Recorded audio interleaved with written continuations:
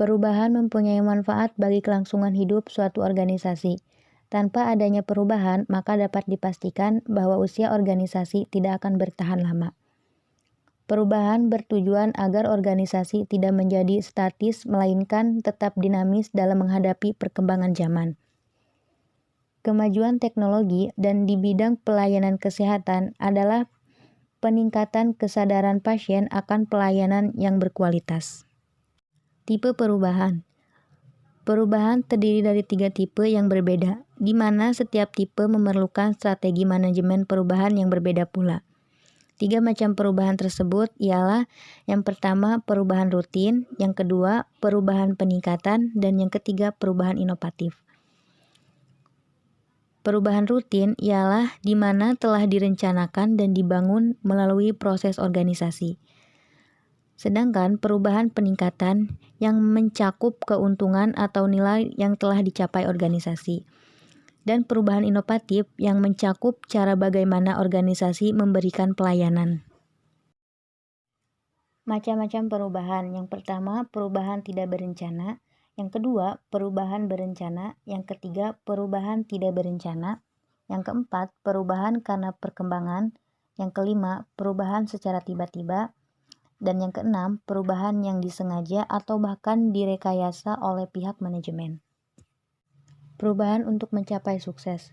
Tujuan perubahan adalah ke arah sukses organisasi. Dapat diperhatikan orang-orang sukses di sekitar kita.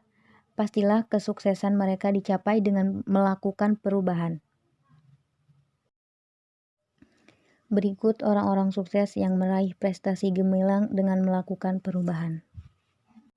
Jika tidak mengalami perubahan, pasti orang tersebut akan mengalami kesulitan, disorientasi, stres, bahkan mungkin tidak akan bisa bertahan hidup. Jadi, perubahan bukan lagi merupakan sebuah kebutuhan ataupun pilihan, melainkan sudah menjadi keharusan. Tanpa perubahan, tak ada daya juang untuk terus hidup. Mengapa orang takut perubahan?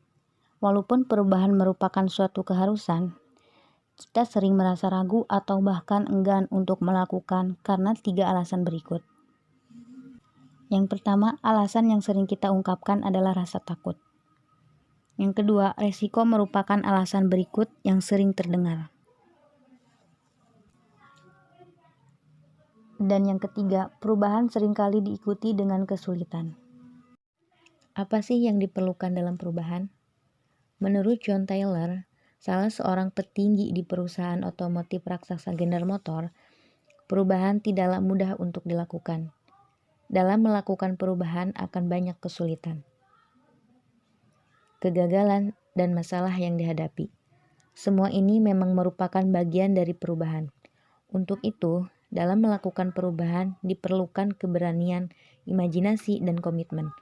Tanpa ketiga hal ini, perubahan akan kandas di tengah jalan sebelum berubah wujud menjadi sukses gemilang.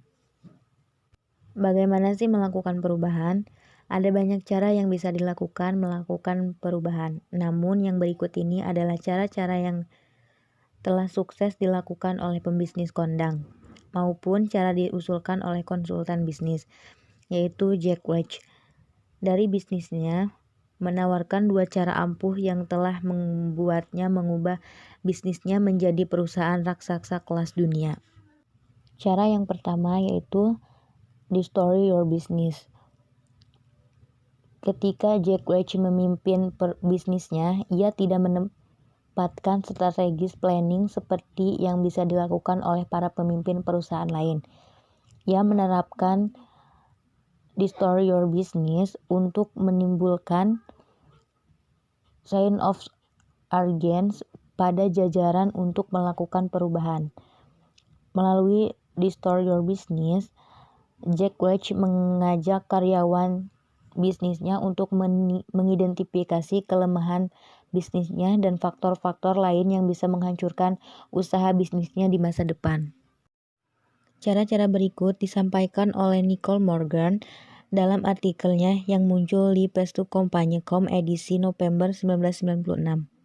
Cara pertama adalah membuka pikiran kita terhadap berbagai ide yang ada di sekeliling kita. Ide-ide ini bisa kita jadikan masukan yang berharga untuk melakukan perubahan. Misalnya kita ingin memulai usaha baru, kita perlu mensurvei, misalnya yaitu di buku-buku, majalah, internet, forum diskusi, interview, dan pengamatan. Ide-ide mengenai usaha baru yang diminati atau strategi-strategi yang telah dilakukan oleh pengusaha-pengusaha yang telah sukses.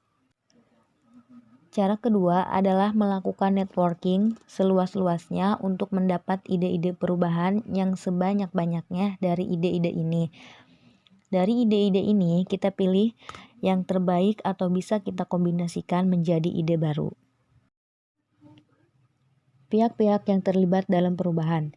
Hal selanjutnya yang perlu dipikirkan adalah mengenai profil orang-orang yang terlibat dalam perubahan.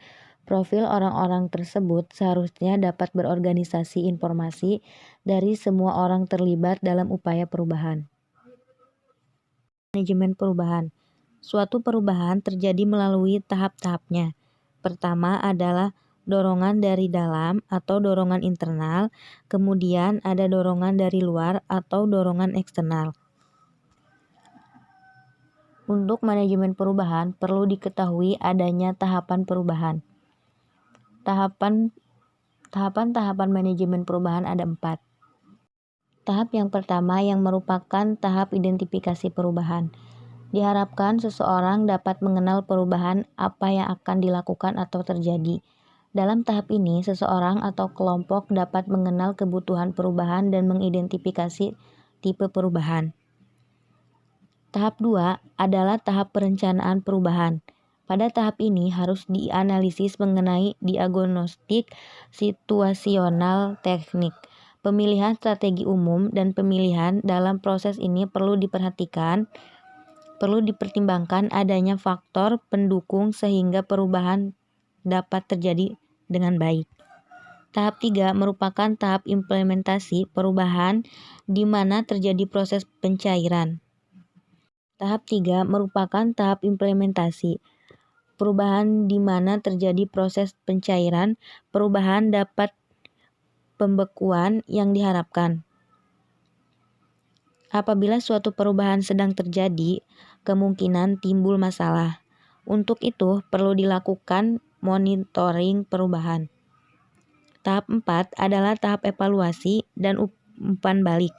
Untuk melakukan evaluasi diperlukan data. Oleh karena itu, dalam tahap ini dilakukan pengumpulan data dan evaluasi data tersebut. Hal evaluasi ini dapat diumpan balik kepada tahap 1 sehingga memberi dampak pada perubahan yang diinginkan berikutnya. Langkah-langkah manajemen perubahan. Yang pertama, identifikasi tipe perubahan. Ketika Anda harus memanage perubahan, pertama-tama perlu mengidentifikasi tipe perubahan tersebut. Contoh yaitu ada sebagai marketing manager memperkenalkan standar baru tentang kerja keras.